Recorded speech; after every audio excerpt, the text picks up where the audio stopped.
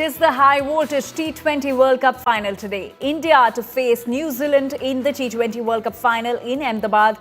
The reigning champions, India, eyeing to retain the World Cup they won in 2024. Meanwhile, the Kiwis will look to win their first ever T20 World Cup title. It is, however, a festive fervour across the nation as fans perform puja for the victory of the men in blue. A special train has also been ferrying fans from Delhi to Ahmedabad for the finals. While the odds are heavily stacked in India's favour, there are a couple of pain points that India will have to look after.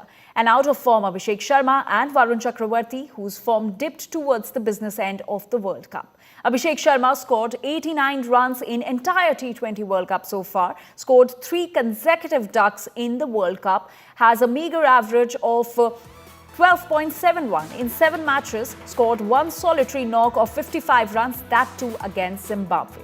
Although Varun Chakravorty is the joint highest wicket-taker, but his form dipped, picked just 4 wickets from Group 8 stage. Economy rate ballooned to 11.6 from 5.2. He bowled his most expensive spell, 1 on 64 runs in the semi-finals against England.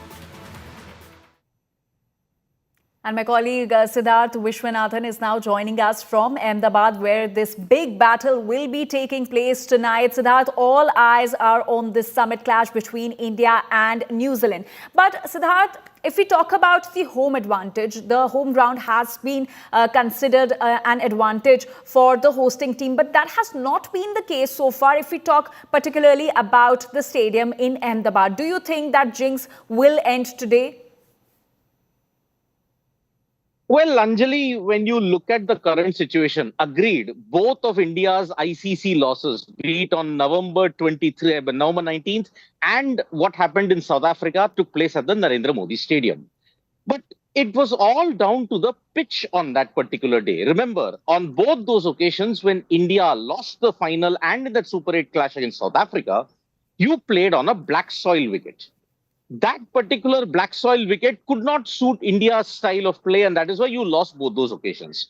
But here today, on March 8th, you're going to play on a hybrid wicket, which is mixture of black and red soil.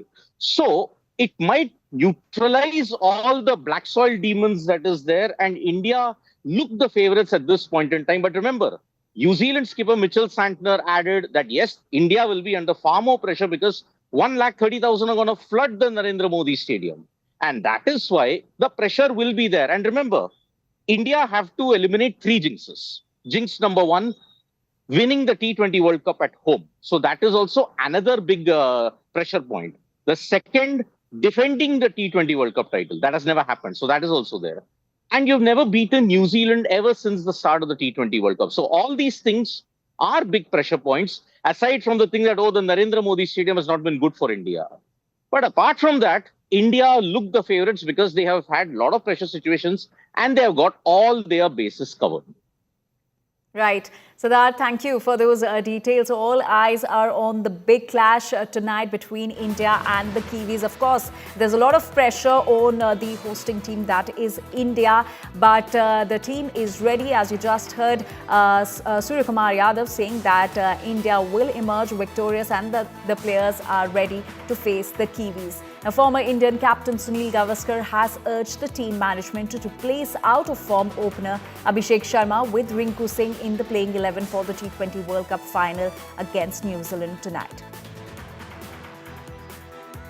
$1 million question now in terms of India's playing 11. What do you do? I think there are question marks over 2 players. Abhishek Sharma not been his usual self. And the other, of course, alongside Abhishek has been Varun Chakravorty, a bit off in the last few games. What is it that you think Indian team should do come the final day? Make changes or stick with the 11?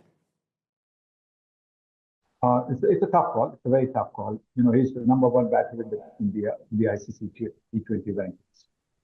But he hasn't learned anything from his dismissals. So that is not such a good sign. He keeps on getting in that same region where his arms are cramped for room. Anything on the offside, because he gets a free swing of the arms, he's hitting for boundaries and hitting for sixes. But what they're doing, and what the off-spinner did so well the other day against South Africa, getting Rickleton and Quinton de Kock out in the same over, was he crammed both of them to room, and I think that is what they will look to do: go around the wicket, angle the ball into him, and because he looks to hit every ball for a six, which does not happen. Even in gully cricket, it does not happen.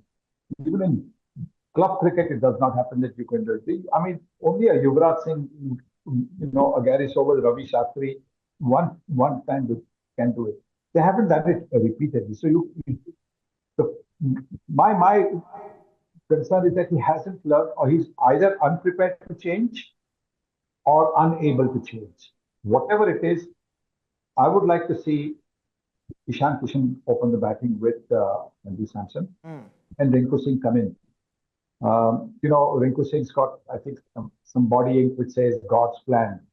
And we saw last year as well. He came in for one ball in the Asia Cup final, hit it over mid-on for the winning boundary. That was God's plan. So who knows? God's plan, could work in terms of Rinku Singh as well. And the other change would be bring Kuldeep Yadav in for Varun Chakravorty. Chakravorty's confidence is totally shattered. He's become a medium-paced bowler now. He's not become a spinner. I was reading somewhere that he was practicing the overspin or something. Now, overspin actually in a T20 format actually helps the good batters, because they'll be able to get under the ball and lift it. So since the Super 8, when he was bowling to top quality teams and not the emerging teams, he struggled.